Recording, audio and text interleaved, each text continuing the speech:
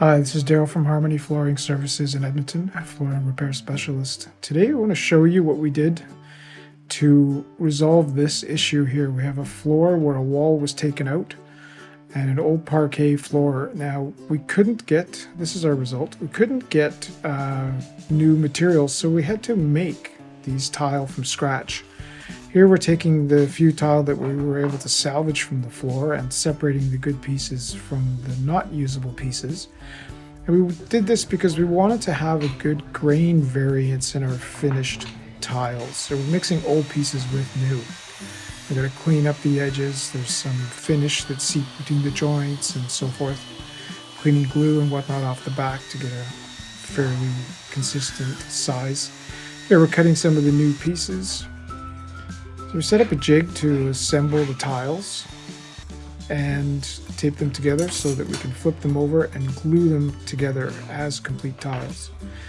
The old pieces that we salvaged were of varying thicknesses because the floor had been finished before. And we are sanding the back of these tiles to try to create a nice, flat and even surface across the width of the tile. The first group of tiles we glued together, you'll see here, using some drywall mesh, self-adhesive mesh tape and some wood glue. I realized that this was going to stall our production because we needed to wait for this wood glue to dry. So on the remaining groups of tiles that we made, what we're doing here is I'm using the glue layer from microwave carpet seam tape. There's a metal foil backing on that tape that we peeled off, and we just use a heat gun to glue it to the back of the boards. Now obviously this is a lot faster than waiting for the glue to dry, for the wood glue to dry. So we were able to kind of speed through a little more effectively the assembly and the gluing of the tiles. So again, we're getting them ready to flip over and put into the gluing stage. Here we're kind of assembling our stacks of material, finished products. Here you see our tiles, and here we are on the job site with the finished material, just doing some test fitting. You'll see that here on the floor we've planed down the plywood, the subfloor a fair bit, and filled it with some leveler. Here I'm doing some final cleanup of glue residue and floor finish and stuff on the edges of the existing floor, creating a nice clean opening for the material to drop into. Now this, we were lucky because the fellows that installed these two portions, these two rooms, took into account the possibility that these rooms would come together at some point, I'm assuming, because the patterning and the distance was pretty darn close to accurate.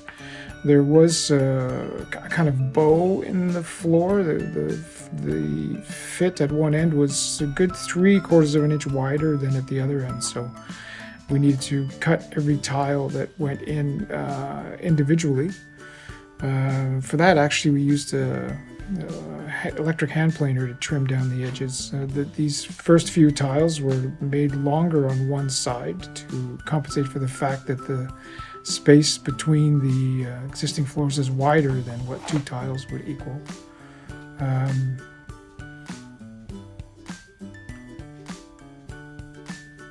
Just kind of now the floor was a little bit skewed in places, so it's a little bit of adjusting to get things to fit. Here we're doing some final sanding on the top, making sure we've got nice smooth transitions between the old pieces and the new pieces, and any undulations in the floor or whatnot are taken care of, like high spots sanded out. Here I'm applying some stain. Now this was also kind of interesting. I had two companies create a stain for me with samples, and neither one of them were really appropriate, so we mixed the stain on site using the two matches and a third stain that I had from another project to create a suitable color. I think this is a technique I'm going to use more often. Here we see the finished floor after the first coat of finish. You can hardly tell that it's ever been worked on. It looks quite great. Actually, we're quite happy with it. The customer's quite happy with it. And that's our video for today. Thanks for watching.